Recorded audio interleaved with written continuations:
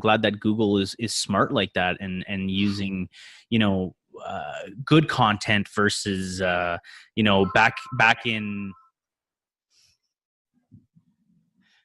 Just gonna pause here. I'll cut this out of the video. Should have unplugged the phone. Yeah.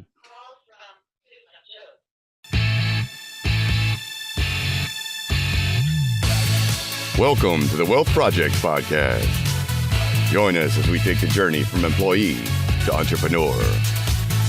Now your hosts, Sergio Suarez and Marcos Suarez.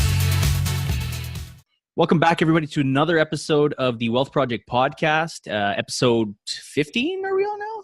Episode 14. 14? Okay, 14. Yeah, I'm losing track already. I can't believe how quickly time's flying. So, so episode 14, we're going to talk about SEO today. It's something that we've been talking about a lot lately, and Marco, he loves talking about this, so he's probably going to do the majority of the explaining and talking, but I'll do my best to explain what I know. But before, as usual, before we go get into the topic, we're going to talk about a little bit of news, and Marco's got an interesting article for us, actually. Yeah, so this is thanks again to the app, the Nuzzle, that I've been using. And so this article popped up, and we're not going to talk too much about it, but this is just an update on Facebook. So Facebook is introducing more cost-effective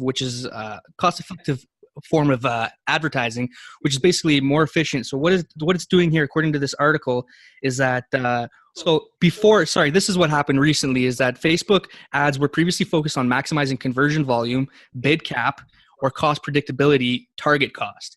So to help businesses better reach these certain goals, Facebook is going to be offering a bidding strategy that combines both of these previous offerings.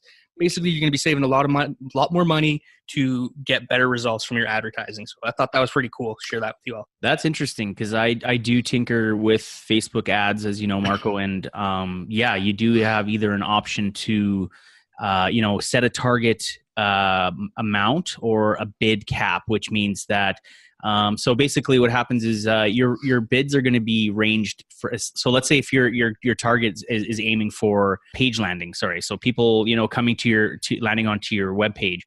So every person or every page land is going to vary depending on how targeted or how well your ad is done. So you can set a bid cap to say that I only want every person that lands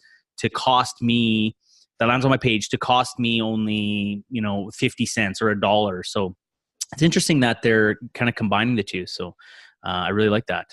Great article, Marco. That is definitely interesting. I mean, advertising's kind of been your specialty in our business here. So I'm glad that's exciting for you. I'm kind of still confused on it, but without further ado, you know what? This is probably the only part of the episode that I'm going to sound smart. So that's all good. SEO is your thing. So I guess, without further ado, we're going to talk about SEO. And this is something we've mentioned so many times in the past. And we always say, okay, we're going to talk further and we're going to talk further about it and get more into detail. Well, here we are. We brought you an episode where we're going to talk more detail into it. So to begin, the first thing is, what is SEO? SEO it stands for search engine optimization. So it's the process of getting, free or paid traffic through a search engine, such as Google, and other popular ones, I guess, would be Bing, and maybe not so much, but I think, is Yahoo still around? Yahoo, and I guess YouTube could be considered a search engine as well. Right, so YouTube is actually the second largest search engine, which is something that a lot of people don't know and don't treat YouTube like a search engine. So, so that's basically what the definition of search engine optimization is. Yeah, and so we're going to continue with the topic of a couple key terms to relate around SEO, because these are important terms that you want to know when you're doing your SEO or your search engine optimization. And the next one we want to talk about is domain authority. So basically what happens is Google starts to rank your website, and you start to prove to Google's system that you can provide good quality content, high quality content, and you're answering questions and you're providing value for people. You build what is known as a domain authority. And essentially what that is basically the power of your website. So if you have a good domain authority on your website and you link to somebody else, it's going to give their website a lot of credibility, so to speak. So, like Wiki Wikipedia linked to the Wealth Project podcast. Well, Wikipedia has an amazing domain authority, so that's pretty powerful for our website to be recognized by that, right? Absolutely, and that's why Wikipedia is one of the you search anything, and Wikipedia is one of the first things that one of the first top search results because they have such a high domain authority. So that's a great example. Yeah, definitely. So the next thing we're going to talk about is called backlinking. So I know I know a little bit about it, and Marco, you can add a little bit more to it if I'm not doing it justice. But basically, backlinking is the number of websites other than your own that link back to your website. So that's traffic coming from other websites over to your website. And basically what that does is that creates credibility. That means that you've got, that creates that domain authority that Marco was talking about, where, people are referring to your website in their articles or whatever they're doing on their website. And Google really likes that. So that allows you to really rank really well in Google. And so I guess one of the best ways to do that is through guest posting. And Marco was explaining this to me earlier, and it's about Neil Patel, and we always mention Neil Patel because he's a huge mentor of ours. If you haven't gone and read the latest blog post by Marco, I believe it's called the 7, or is it 7? No, that one was the 8 tools, but the one in which he was mentioned, is shouted out in that one as well. But there was one I recently did on 8 people, or not 8 people, sorry, just a bunch of leaders, mentors, and basically influences that you should be following. So so our favorite mentors. So anyways, if you haven't read that, go check it out on our blog. But he mentions that at the start, it's a great idea to work for free. So go and become a guest post for a domain, an authority domain. So someone like, if you were able to write for Neil Patel or somebody, Pat Flynn or any of these big names, then, you would gain some kind of, I guess, what's the word I'm looking for, Marco? It'd be some influence and credibility again. Yeah, that's right. So influence. Yeah. You gain a reputation. Yeah. So I don't know if there's anything else, Marco, you want to bring up on with backlinking?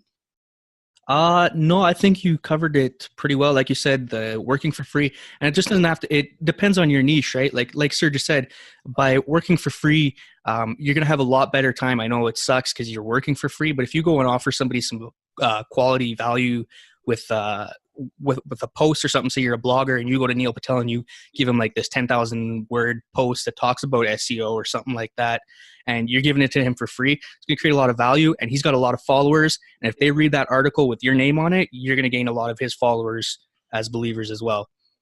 But the next topic that we want to talk about, or the next term rather that we want to talk about, is called black hat SEO. And this is basically the process of attaining of getting a higher rank in Google search index, but in an unethical or way that's sort of considered cheating. An example of this would be like a traffic circle. So if somebody wanted to create a lot of backlinks to their website, as we mentioned before, backlinks are important, they could go out and create, maybe 50, 100 websites for $1,000 or whatever it is, and have each one of those websites linked to each other. The problem with that is that, not the problem. It is a problem, but the good thing for the people that are working hard out there is that this is very difficult to do nowadays because Google's spiders, as they're called spiders because they crawl the web and they search for traffic and content. But they've gotten so smart over the years that they're actually able to track these sort of things. And one of the ways that they'll do that is, if somebody is going to your website and they're clicking and they're looking for the quality content, like they go and search search engine optimization, and they go to this website and it just tells you the definition of search engine optimization, but it doesn't tell you how to do it or anything. It's not really quality content, right? So Google uses cookies and they'll track that. And if they go back to Google and they start searching for the same term and they go to the next website on the list, that's actually going to harm you. Like Google's going to see that, like, oh, this guy, why are we ranking him high if people aren't using his website to get the answers that they want? We want more people using Google by providing them with the best quality content. Right. So that's considered, not good quality content if someone has to go back and research the article and go to a different website for that same search term, right? Exactly. And there's a bunch of different ways that Google can tell this. Like I said, one of the ways they can do that is by tracking the time that they spend on your website. And trying to cheat the system like this, Google will find out, and it can actually hurt your rankings. And it can even result in your website or your brand or whatever getting banned from the Google index. So you won't even show up on search engines.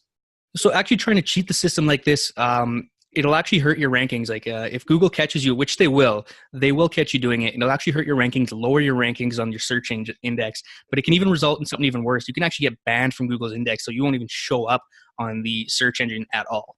Yeah, and I'm glad that Google actually went out and created a way for for the top rankings to be good content. I mean, when I do a Google search, I want obviously the best article to show up first, right? So if I remember back in I don't know, maybe 10 years ago when and it was all about how many visitors came to your page, right?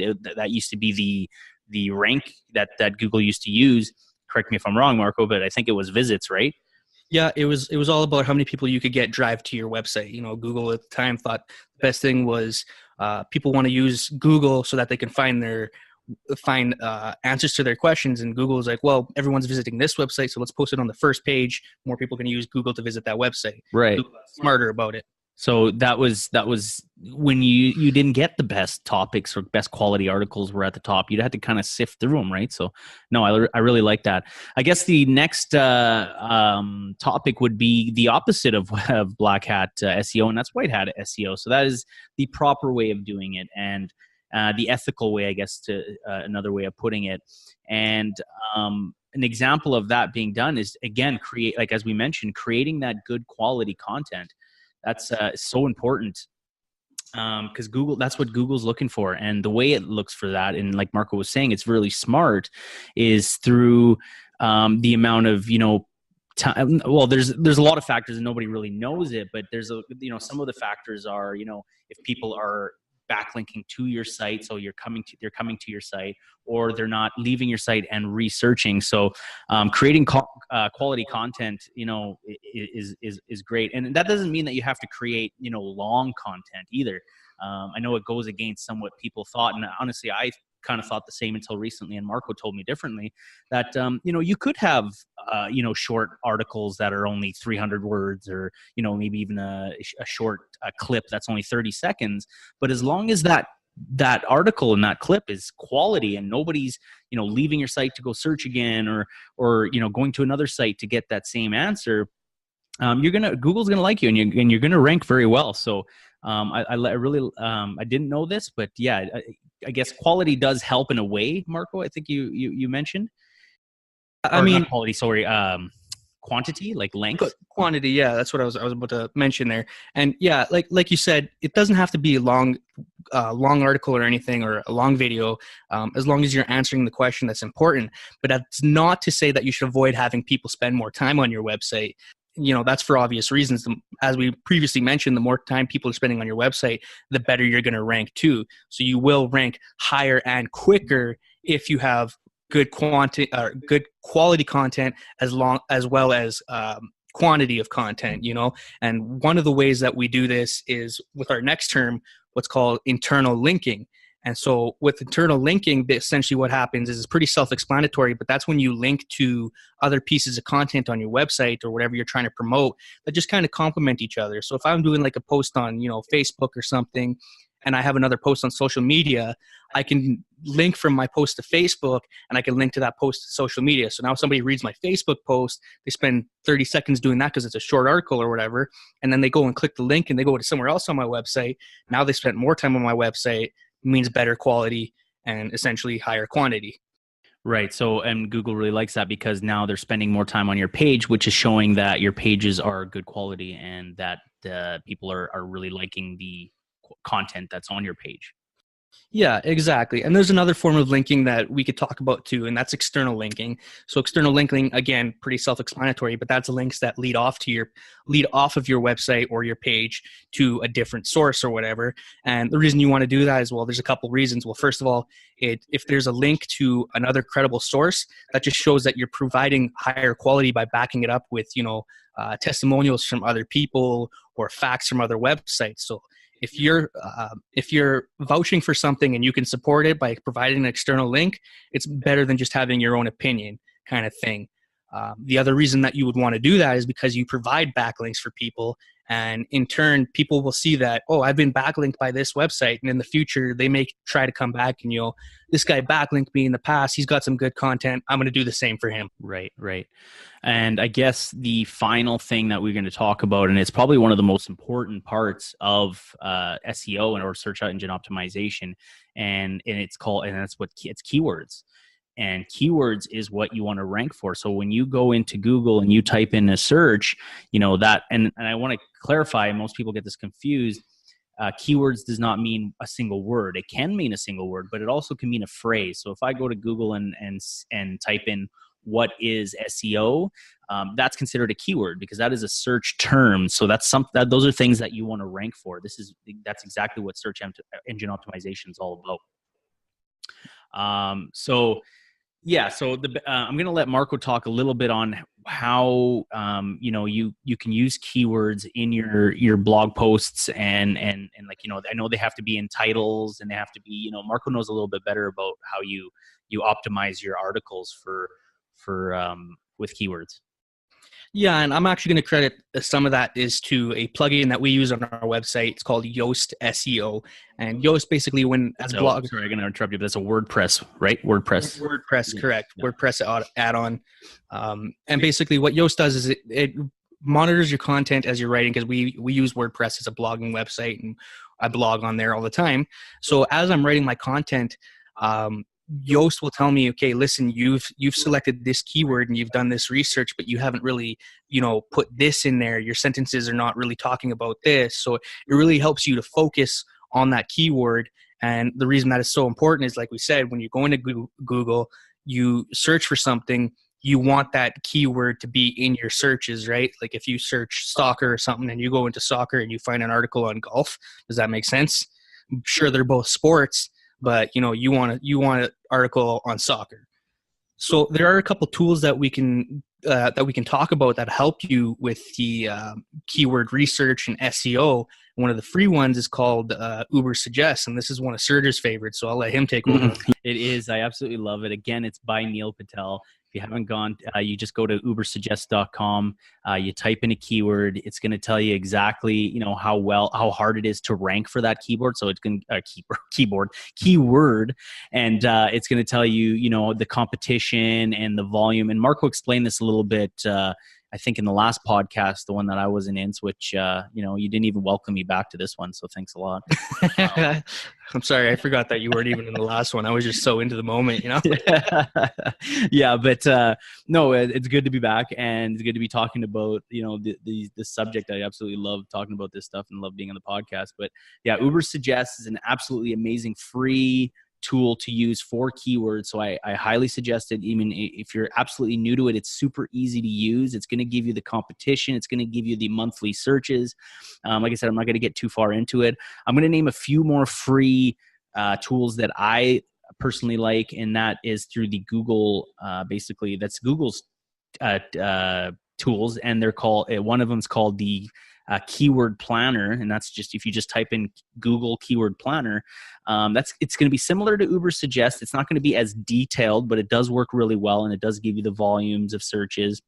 The volume of searches are a little bit more wide range, but it will give you, what you need and the competition. And another interesting little stat that they give you is cost per click, and that's more referred to in the and as we spoke in the start of this podcast episode, is that bid cap. So that's that cost that it's going to cost you to get one click onto your website using that keyword. And that's using the Google AdWords, which is their advertising platform, which is an amazing platform as well. So if you're learning Facebook advertising, I'll highly suggest you also learn Google advertising. The third free tool that I love to use is Google Trends. So it's another Google formed tool. And so if you go into Google Trends, or you just Google search Google Trends, what happens is you'll type in a keyword and it'll actually tell you, you can choose a country or multiple countries, and it'll tell you the trend in a chart. So in a line chart of how that keyword is trending, if people are searching it, and is it trending upwards or is it trending downwards, or and you can choose also, different spans. So you can look at how it trended in the last month or in the last year or in the last 3 years or 5 years. So it's a really awesome. I kind of combine all those tools myself to kind of get those keywords and do my my keyword research. Yeah, definitely a bunch of great free tools. And like I said, like I just said, though, they're free. So they're awesome if you're just starting out. But once you get more advanced into the SEO techniques, there's a couple paid tools that you can actually use. And the two biggest ones that you'll hear a lot of marketers talking about are Ahrefs and SEMrush. I mean, they both do the same thing, essentially. It's just whatever your preference is. What Ahrefs and SEMrush are going to do for you is they'll actually give you, like, you can search up your competitors and you can see exactly what your keywords your competitors are ranking for. You can see who's backlinked them, who shared their stuff, basically what they've advertised, like what their advertisements are. And the reason this is important is because, well, it's a competition. It's a dog-eat-dog world out there, right? So if you can see what your competitors are ranking for, you can go and look at their content, see what they're writing about, and basically improve upon it. And once you've improved upon it, you submit it to your website, and then you go and you look at the people that are linking to their website and like, hey, listen, I see that you linked to this guy. Well, I just released this article. It's a little more in depth. Check it out. Maybe if you like it, you can link to my article as well. So basically a way of getting really competitive and getting really, really good into SEO. Yeah, and I have to say, like, they are amazing tools. They are great tools, and they are a great way to look at your competitors and stuff like that. I think they're a little bit pricey, so it might be difficult to use at the beginning. But like Marco said, if you're interested in getting competitive, if you're starting to see some results, and you're starting to become that domain authority, these are awesome tools to they're worth it. There will be worth it, and it'll be worth for you to stay competitive in your niche, especially in a competitive niche, which there are a lot of them out there. So yeah, they'll pay for themselves eventually, as Serge had said. Yeah, absolutely. I mean, if it brought you one lead, if you're an affiliate marketer and it brought you one lead, for that month, you've pretty much, paid for itself, if not more, depending on what your affiliate marketing is. But that's just like an example of how it could pay for itself. So as always, that's it for SEO. And if you guys have any questions, if you're watching us on YouTube, please comment below. Let us know, if you have any questions, let us know in the comments. Also, just let us know if you've ever used Yoast SEO, or if there's any other tools that you guys use for keyword research or search engine optimization. So just comment below on YouTube. If you're listening to us on a podcast, any platform, please rate, review, subscribe, and also on YouTube, subscribe, hit the little bell below, and so that you get notifications of if you like our content, you'll get notifications. Yeah, and as Serge said, the purpose of this podcast today was because we had been giving you a bunch of broken tidbits of information throughout previous episodes and previous blogs. So we wanted to compile all that into one episode for you, and it's basically a beginner's guide. And the thing about SEO is it's constantly changing. So as things are changing and we're learning, we'll probably do another episode in the future, and we'll give you guys more information as things change and grow and progress, and we'll give you more feedback, because we're not at the level yet where we're using these tools like SEMrush and Ahrefs. We're still at the free level, but we're getting there real quick. So like Serge said, thank you guys for listening. Leave us a comment, like everything. And speaking of free, you just reminded me, make sure you go over to the wealthprojectpodcast.com/free book, not free ebook. Free book, as we said last time, but so FREEBOOK, and it's an absolutely free ebook that we compiled for you. It's a great way to get started. We explain step by step how you can get started on your business. So I know for us, it's really difficult to know where to go, where to start, and there's it's kind of information overload. So that's why we kind of put together this mini ebook for you guys, and it's a great way to get started and even start earning some cash online. Yeah, definitely. So I think that covers it for this episode. We'll see you guys next week. See you next week. Thanks for listening to the Wealth Project Podcast. Visit our website at thewealthprojectpodcast.com. See you next episode.